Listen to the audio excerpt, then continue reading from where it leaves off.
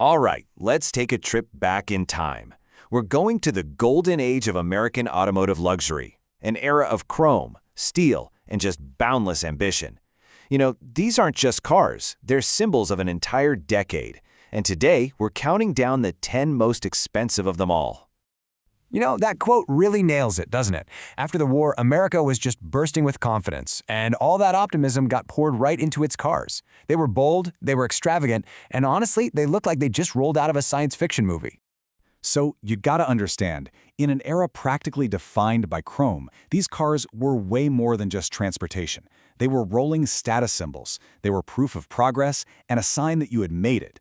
Owning one wasn't just about having a car, it was about making a statement to the entire world. Okay, so are you ready? Let's kick off this countdown. We're starting with the luxury contenders, the cars that first set the stage for 50s style, mixing serious power with a whole lot of pure, unapologetic flash. Kicking us off at number 10 is the 1959 Dodge Custom Royal Lancer. And wow, this car is pretty much the definition of late 50s excess. With those incredible sweeping lines and massive tail fins, this car didn't just whisper about the future, it screamed it from a rooftop. So for about $3,500, you got technology that felt like it was from another planet.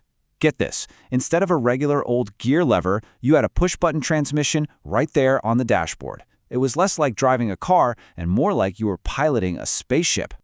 Coming in at number 9, we've got a totally different kind of machine, the 1955 Chrysler Imperial. This one, well, it didn't need a bunch of flashy chrome to get your attention. It commanded respect with its sheer presence. It was, as they said, power dressed in a tuxedo. And yeah, the price was up there, but the real story with the Imperial was its ultra-exclusive limousine version.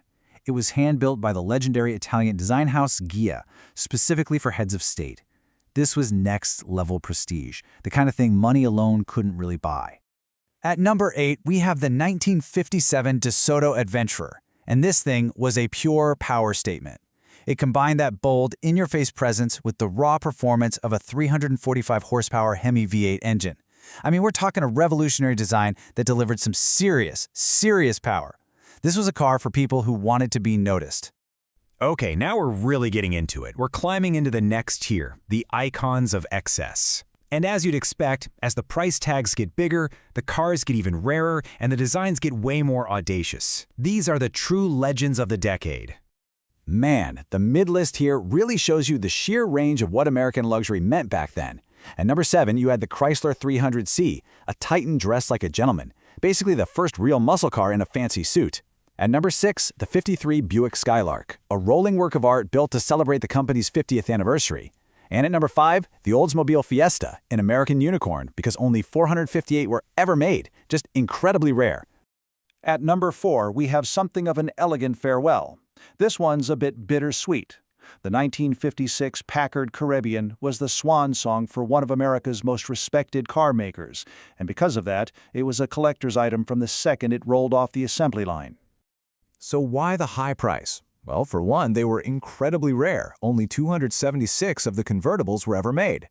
It had these stunning three-tone paint jobs and an advanced self-leveling suspension, an innovation that used torsion bars to keep the car perfectly level. It literally felt like you were floating down the road. This car was a declaration of exceptional taste. All right, we're in the top 3 now. And kicking it off at number 3, oh man, it's the 1959 Cadillac Eldorado Brougham. If you had to pick one car to sum up the whole bold, flashy spirit of the 50s, this is probably it. This wasn't just a car, it was a rolling spectacle. So, what did that pretty hefty price tag get you? Well, for starters, it bought you the most iconic tail fins of the decade. Period. Those sharp, rising wings made it a legend on sight. Driving this car wasn't just about getting somewhere. It was an announcement that you had well and truly arrived. So our number 2 spot, it's a totally different beast. The 1956 Lincoln Continental Mark II was America's direct, refined answer to the elite European brands like Rolls-Royce. This car didn't shout, it whispered elegance. Yeah, you can really see the two different mindsets here, right? While most American cars were all about being big, bold, and powerful, the Mark II was going for something else entirely, an aristocratic, understated presence. Its mission was to dominate with quiet perfection and elegance, not a mountain of chrome. $10,000. in 1956. I mean, that was just an unbelievable amount of money. Every single Mark II was painstakingly hand-built with this obsession for perfection. For a while, it was the most expensive American car you could possibly buy. This was a car for someone who had nothing left to prove. But believe it or not, one car went even further. One car stood alone at the absolute top of the mountain when it came to price, opulence, and just pure, unrestrained ambition. It wasn't built to compete with anything, it was built to prove that American luxury had absolutely no limits. And here it is, the #1 most expensive American car of the decade, the 1957 Cadillac Eldorado Brougham. This was it. This was the masterpiece where Cadillac basically said, forget the budget, forget restraint, let's just build the most luxurious car the world has ever seen. Just look at that number. Over $13,000 in 1957. That was more than double the price of the already super flashy Eldorado Biarritz. We're talking Rolls-Royce territory here. In today's money, you'd be looking at over $125,000. Yeah, this wasn't a purchase you made with logic. It was a purchase you made simply because you could. A statement that true luxury doesn't need any justification. So what on earth did you get for all that cash? A hand-built palace on wheels, that's what. It had a brushed stainless steel roof, air suspension, but the stuff inside was just out of this world. We're talking a built-in perfume atomizer, magnetic drinking cups in the glove box, and even automatic cigarette lighters. Every single detail was just an exercise in pure opulence. It's just nuts. So what's the legacy of all these giants of steel? You know, there's so much more than just machines. They are rolling treasures, genuine historical artifacts that tell the story of a uniquely optimistic and ambitious moment in American history. To see one of these today is to come face to face with that history. And that brings me to my final question for you.